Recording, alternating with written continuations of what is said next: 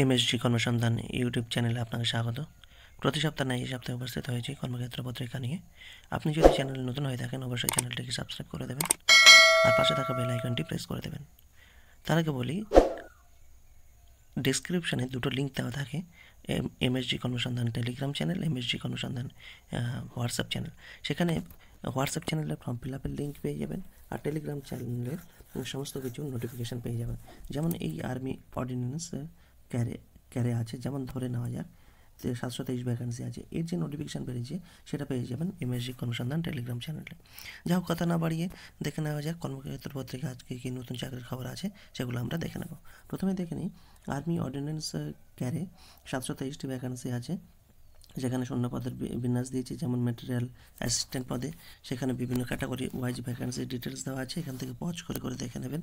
এখানে শিক্ষাগত যোগ্যতা কী দেওয়া আছে, শিক্ষাগত যোগ্যতা হিসেবে যে দেওয়া আছে, যে কোনো শাখায় স্নাতক অথবা ম্যাটেরিয়াল ম্যানেজমেন্ট অথবা ইঞ্জিনিয়ারিংয়ে যে কোনো শাখায় ডিপ্লোমা থাকতে হবে, বয়স হতে হবে 18 থেকে 27 বছরের মধ্যে।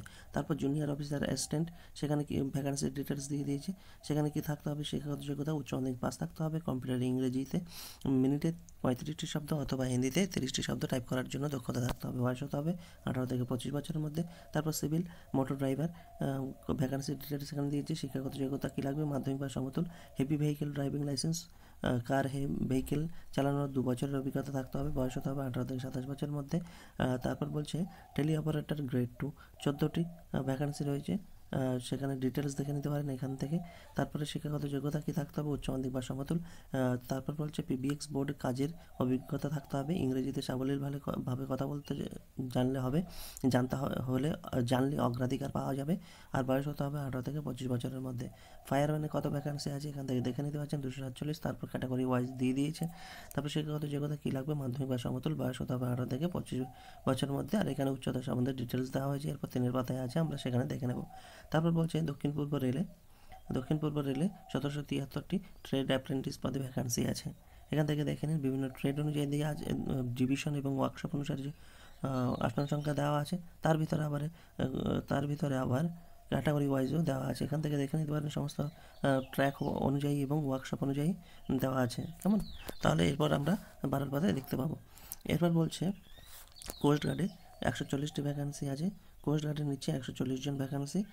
সেখানে ব্রাঞ্চ এন্ট্রি অনুসারে শূন্যপদের বিন্যাস। জেনারেল ডিউটিতে 110 জন থাকবে, সেখানে ক্যাটাগরি ওয়াইজ ভ্যাকান্সি ডিটেলস দিয়ে দেওয়া হয়েছে। এরপর 12 পাতায় আমরা দেখে নেব।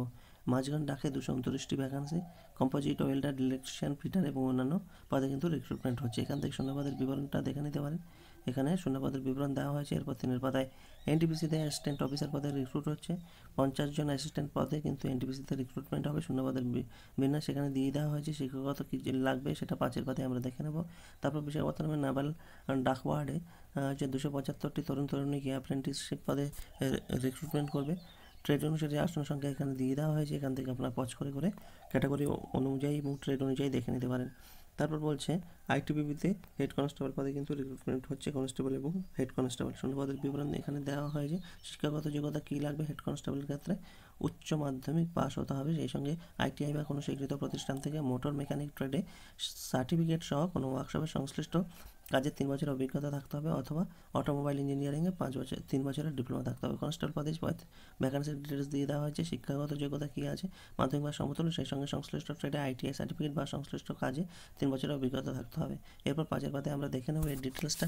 তারপর কী বলছে, টিসিএসে ফ্রেশার গ্র্যাজুয়েট নিচ্ছে, এখান থেকে ওয়াচ করে আপনারা দেখে নিতে পারেন, এখানে সমস্ত ডিটেলস দেওয়া আছে।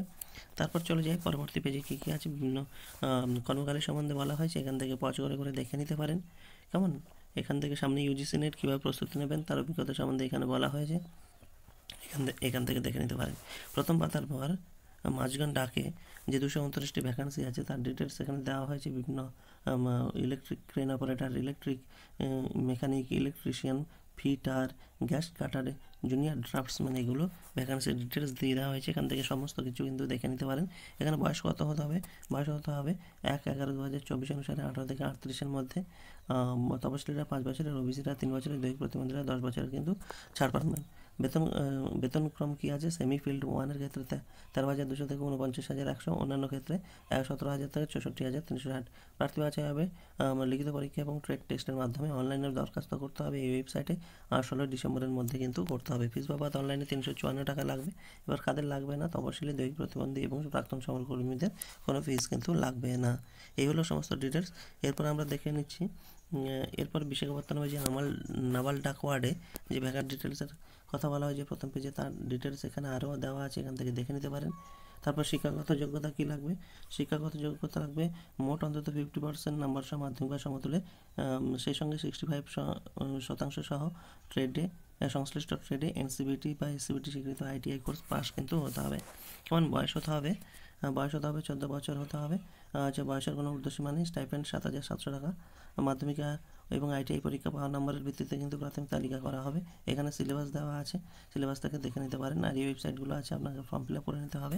তার সঙ্গে কী পাঠাতে হবে, দরখাস্তের সাথে আপনার এই সমস্ত ডকুমেন্টসগুলো এখানটায় দিতে হবে। আর কোন ঠিকানায় পাঠাতে হবে, এই যে ঠিকানা আছে এই ঠিকানায় কিন্তু আপনাকে পাঠিয়ে দিতে হবে। 2রা জানুয়ারির মধ্যে কিন্তু পাঠিয়ে দিতে হবে। কেমন, যা হোক দেখে এখান থেকে পজ করে দেখে নেবেন। তারপর বলছে মাঝগান ঢাকা 229, এটা ডিটেলস বলে দিয়েছি।